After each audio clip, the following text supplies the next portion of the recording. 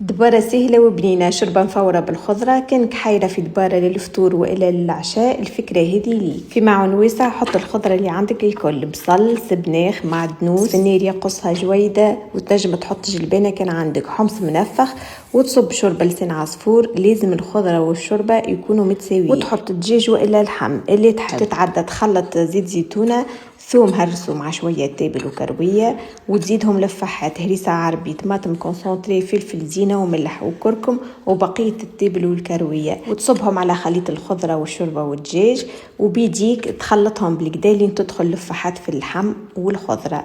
تحطهم في كاسكاس، تفرش الدجاج ومن بعد تصب الخضرة والشوربة، وتهز الكاسكاس نتاعك تحطه على مقفول فيه ماء يغلي، وتخليه يفور في راحته. ومن بعد 20 دقيقة هكاك تتفقد الشوربة نتاعك، تخلطها وتخليها تطيب، والشوربة تكون حاضرة تهبل بالبن. وكمل زينها بطريفة الدجاج والفلفل وكعيبات زيتون، وتاكل بالشفاء.